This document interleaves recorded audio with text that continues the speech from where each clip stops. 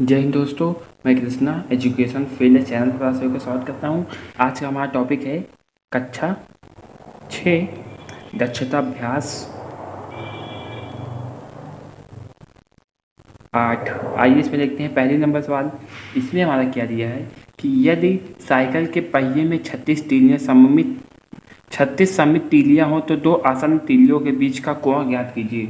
तो आइए देखते हैं। सबसे पहले हमारे साइकिल की एक तीली है, इसमें हमारे मान लीजिए यहाँ पे 36 तीलियां हैं, ठीक है। तो इन दोनों तीलियों के बीच, ये और ये दो तीलियों के बीच का हमें कोण ज्ञात करना है, ठीक है। तो जो साइकिल है, साइकिल का पहिया हमारा कितने अंश का होता है, पूरा गोल गोल होता है, वो होता है 360 अंश के। तो हम यहाँ पे लिखेंगे सबसे पहले दो आसन तीलियों के बीच का कोण, दो आसन तीलियों के बीच का कोण।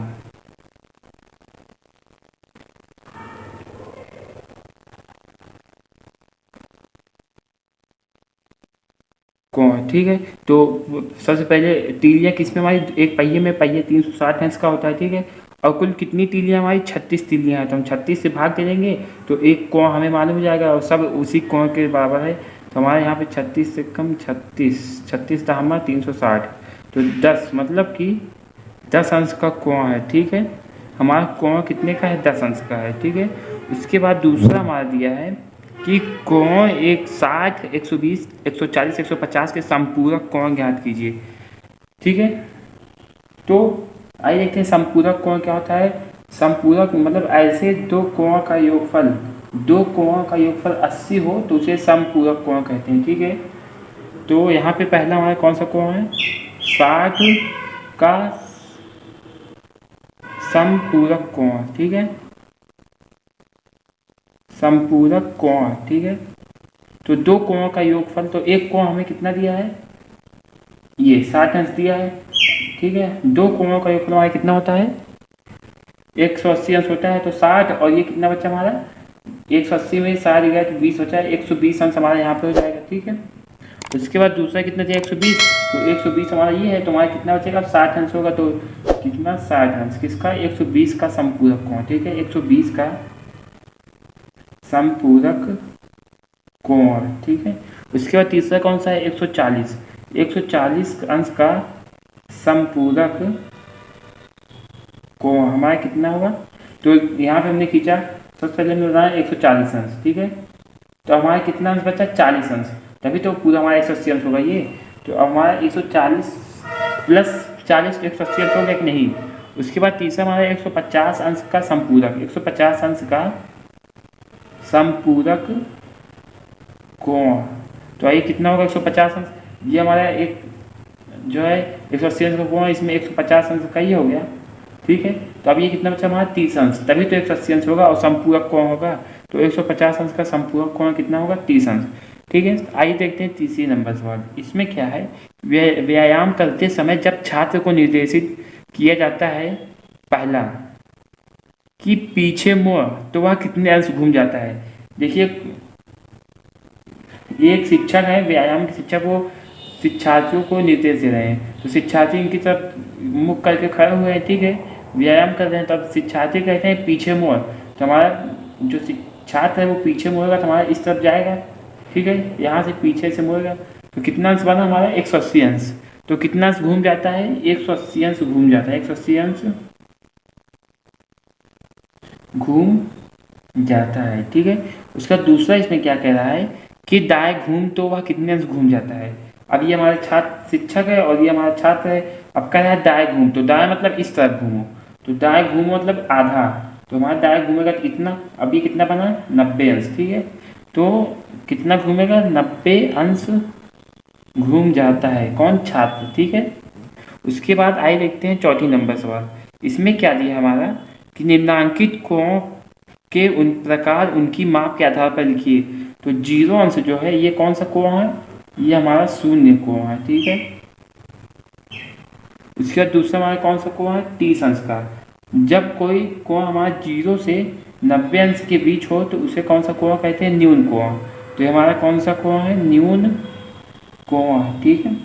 इसके बाद तीसरा हमारा 90 अंश दिया है। अब ये कौन सा कोण है, जब हमारा 90 अंश एग्जैक्ट हो तो हमारा कौन सा कोण होता है, सम कोण होता है। ठीक है, तो यहाँ पे लिखेंगे सम कोण और 135 अंश। जब हमारा कोई कोण जो है 90 से लेकर के 180 के बीच में हो तो उसे कौन सा कोण कहते हैं, अधिक कोण।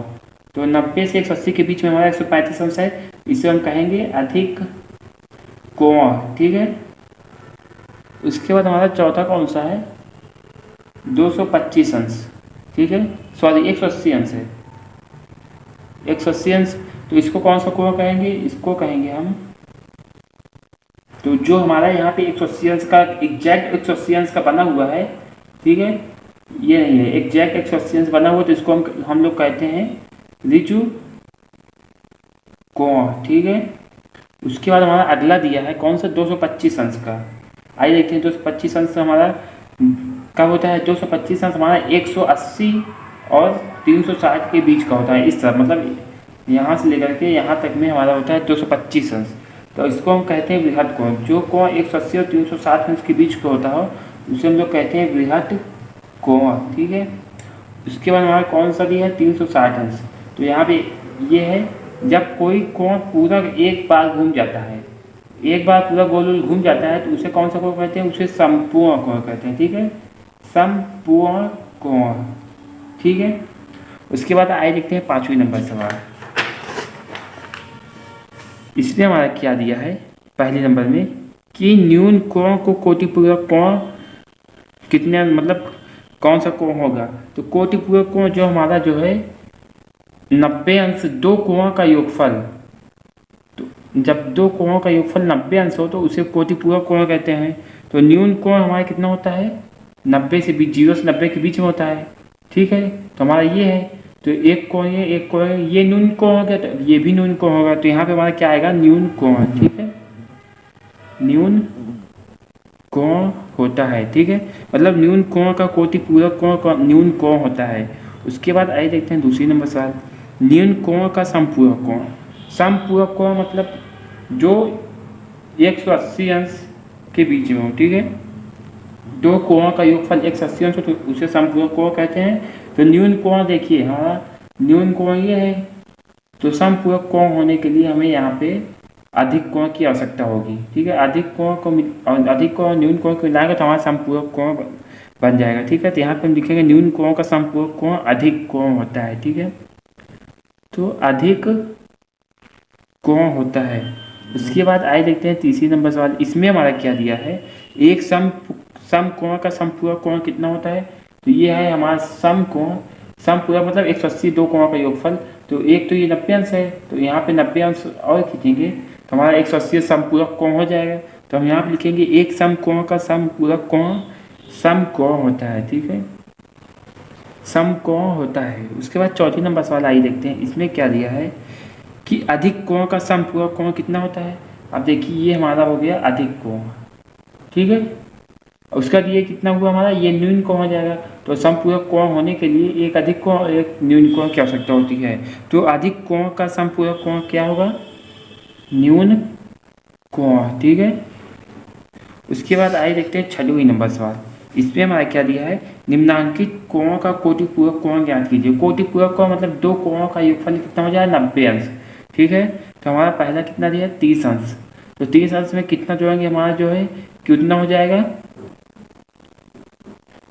90 अंश। तो 30 60 अंश जोड़ेंगे, इसका 30 का कोटिपूरक 60 अंश। ठीक है, उसके बाद दूसरा हमारा 60 अंश का कोटिपूरक कोण कितना होगा, 60 अंश का 30 अंश होगा तभी 90 हो जाएगा यहाँ पे। उसके बाद तीसरा हमारा दिया है कि 40 अंश का कोटिपूरक कोण कितना होगा, मतलब 40 90 करने के लिए 50 जोड़ेंगे, 40 50 90 हो जाएगा। तो यहाँ पे हमारा होगा 50 अंश। उसके बाद चौथा हमारा कितना दिया है कि 50 अंश का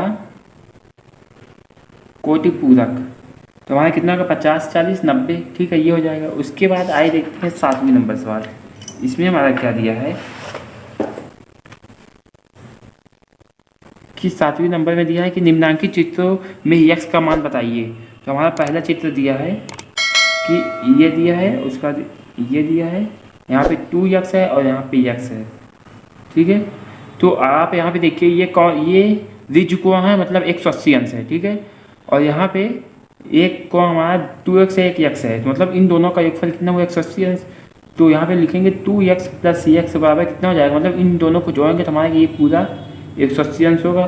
तो 3x बराबर 180 अंश, ठीक है। हमारा x बराबर 180/3, तो 3 से जाएगा तो 60, मतलब जो x का मान है ये हमारा कितना है, ये 60 अंश है, और ये 2x है तो 7 दूना 120 अंश, ये हमारा 120 अंश आंसर आएगा, ठीक।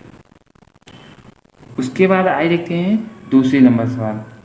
इसमें हमारा क्या दिया है कि एक हमारा रिज कोण दिया है, उसके बाद एक सम कोण दिया है, कितना 30 अंश का। उसके बाद एक यक्ष दिया है, तो हमसे पूछ रहा है, हम यहाँ पे लिखेंगे ये हमारा कितना है, ये सम कोण है, ठीक है। तो हम यहाँ पे लिखेंगे कि 90 अंश, पूरा हमारा ये पूरा 90 अंश है, उसमें दिया है 30 अंश प्लस यक्ष दिया है। हम यक्ष को एक साइड करेंगे, 30 को स्टेप भेजेंगे, तो 90 माइनस 30 हो जाएगा हमारा, यक्ष हमारा कितना हो जाएगा 60 अंश, ठीक है। तो ये हमारा कितना हो जाएगा 60 अंश। उसके बाद आइए देखते हैं तीसरे नंबर सवाल। इसमें हमारा क्या दिया है कि एक हमारा रिज कोण दिया है, ठीक है। उसके बाद यहाँ से हमारा ये बना दिया है यक्ष, और ये बना दिया हमारा 30 अंश, ठीक है। तो हमसे यक्ष का मान पूछा है, तो हम यहाँ पे लिखेंगे यक्ष, ठीक है। तो यक्ष का मान तो देखिए, एक तो ये है इतना, यहाँ से यहाँ तक 180 अंश हो गया। उसके बाद यहाँ से यहाँ तक हमें मालूम है कितना 30 अंश है, प्लस 30 अंश। पहले हम यहाँ से यहाँ तक निकालते हैं, ठीक है। यहाँ के यहाँ तक तो हमारा कितना होता है 180 अंश होता है। उसके बाद यहाँ से यहाँ तक हमें मालूम है 30 अंश, तो हम यहाँ पे लिख देंगे यक्ष हमारा कितना हो जाएगा 180 30 210 अंश हमारा आंसर हो जाएगा, ठीक है। यक्ष का मान यहाँ पे ये 210 आंसर हो जाएगा। उसके बाद आइए देखते हैं चौथी नंबर सवाल। चौथी में हमारा क्या दिया है कि यहाँ पे यक्ष दिया है, यहाँ पे यक्ष दिया है, और यहाँ पे 150 अंश दिया है, ठीक है। तो हमें यक्ष का मान पूछा है, तो ये देखिए ये पूरा हमारा रिज कोण है, और ये भी रिज कोण है। तो हम एक लेंगे, तो हम यहाँ पे लिखेंगे एक को लेंगे यहाँ पे, तो कितना आएगा 150 प्लस यक्ष बराबर हो जाएगा 180 अंश। क्यों? क्योंकि इस कोण का योगफल और इन दोनों कोण का योगफल 180 अंश ही होगा। तो यहाँ पे लिखेंगे यक्ष बराबर 180 अंश माइनस 150 अंश, ठीक है। तो यक्ष बराबर हमारा कितना आ जाएगा 30 अंश। तो ये यक्ष बराबर हमारा 30 अंश, और यहाँ पर भी यक्ष बराबर 30 अंश, ठीक है। उसके बाद आए देखते हैं 8वीं नंबर सवाल। इसमें हमारा क्या दिया है कि एक संपूर्ण कोण को 60 अंश के कितने अवयवों में विभक्त कर सकते हैं, तो इसका सत्यापन पट्टी प्रकार की सहायता से कीजिए, ठीक है। तो आइए हम यहाँ पे पट्टी और प्रकार की सहायता से करें। सबसे पहले तो हम एक लाइन खींच लेंगे यहाँ पे, ठीक है। उसके बाद इसको हम एक संपूर्ण को, मतलब पूरा संपूर्ण को हमारा ये पूरा होता है, तो हमको इसको 60 अंश के भागों में अवयवित करना है। हम यहाँ से एक लेंगे 4, ठीक है, पूरा।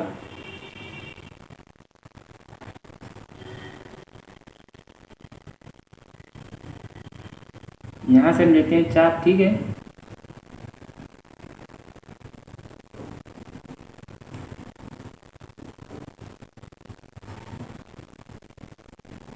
तो अब हमें इसको 60 अंश में विभाजित करना है, तो मतलब प्रकार की सहायता से एक बार लगाते हैं, ये पूरा 60 अंश होता है। तो 1 2 3 4 5, हमारा ये 6 भागों में विभाजित होगा। देखिए 1 भाग 2 भाग 3 भाग 4 भाग 5 भाग 6 भाग। तो एक संपूर्ण कोण को, मतलब संपूर्ण कोण ये है, ठीक है, इसको 60 अंश में विभाजित करना है। तो 60 अंश ये हो गया, 60 अंश तो कितने भागों में होगा, तो यहाँ पे लिखेंगे 6 भागों में, ठीक है, 6 भागों में विभाजित होगा, ठीक है। उसके बाद आए देखते हैं 9वीं नंबर सवाल। इसमें हमारे क्या दिया है, पट्टी और प्रकार की सहायता से 300 अंश का कोण खींचिए, ठीक है। तो आइए ये हम पट्टी और प्रकार की सहायता से 300 अंश का कोण खींचेंगे। तो यहाँ पे हमने सबसे पहले एक लाइन दी है, ठीक है। इसके बाद हमें 300 अंश खींचना है, तो यहाँ से जाएंगे हम यही हाल हमारा होगा। ठीक, जैसे इसको खींचा हमने उसी तरह इसको भी खींचेंगे, बस 380 तक ले जाएंगे। ठीक है, अब 300 से खींचना है हमें, तो यहाँ से हम खींचेंगे तो ये 60 अंश हो जाएगा। 60 60 120 अंश, 120 60 180 अंश हो जाएगा हमारा। ठीक है, और 180 240 अंश हो जाएगा। 240 के बाद एक बार लगेंगे तो यहाँ पे हमारा हो जाएगा ये, यहाँ पे 300 अंश। ठीक है, तो हम क्या करेंगे,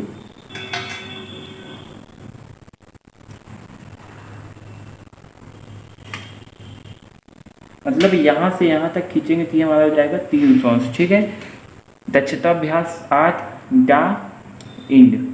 ठीक है।